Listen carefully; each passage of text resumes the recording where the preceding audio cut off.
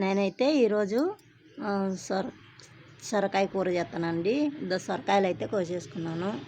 ఎర్రగడ్డలు నాలుగు నాలుగు ఎర్రగడ్డలు తీసుకొని కట్ చేసుకున్నానండి. కొద్దిగా అయితే పసుపు వేస్తున్నాను, కొద్దిగా తగినంత ఉప్పు వేస్తున్నానండి.